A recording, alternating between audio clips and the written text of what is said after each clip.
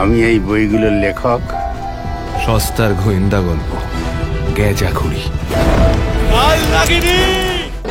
দর্শকরা কি বলবে সেটা শুনবো। আমরা যাই বলি না কেন তার থেকে অনেক বেশি ইম্পর্টেন্ট দর্শকরা কি বলছে। যারা দেখবেন তারাই উত্তর দিতে পারবেন। আমরা আমাদের ছবি নিয়ে সবসময় ভালো ভালো কথাই বলি না। আমার যেটুকু ধারণা স্বপন কুমার আরও আগের কাজে, আরও যারা বয়স্ক মানুষ তাদের ছোটোবেলা, যে ছোটটা যখন এসে বলে ব্যোমকেশ আমার নস্টালজিয়া কী করে নস্টালজিয়া হয়ে যায়, আর এত তাড়াতাড়ি নস্টালজিয়া কী করে হয়, ঠিক সেরকমই তুমি যেরকম বললে যে দীপক চ্যাটার্জি তুমি ছোটোবেলায় পড়েছো, তোমার ছোটোবেলায় দীপক চ্যাটার্জি ছিল না, থাকলে হয়তো এই গল্পটা বানানো হতো না। উনি হারিয়ে গেছিলেন বলেই এই গল্পটা বানানো হচ্ছে। তো এই কনফিউশনগুলো ক্লিয়ার হচ্ছে না। আদৌ ছবি দিয়ে ক্লিয়ার হবে কিনা আমিও জানি না, তবে এটুকু অন্তত ক্লিয়ার হতে পারে যে দর্শকরা আদৌ ছবিটা দেখতে চান কিনা বা তাদের দেখতে ভালো লাগে এইটুকু।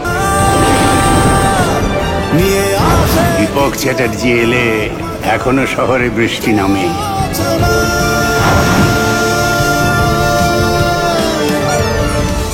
তার দু হাতে বন্দুক, এক হাতে টর্চ। কেউ প্রশ্ন করেছে কখন? হ্যাঁ, সেই ফ্লেভারটা পাওয়া তো সম্ভব নয়, বিকজ এটা সেই রকম ছবি নয়। এটা তো সোনাদা বা ফেলুদা বা ব্যোমকেশ নয়।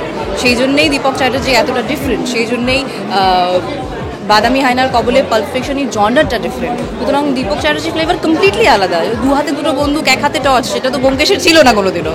তো ইয়েস।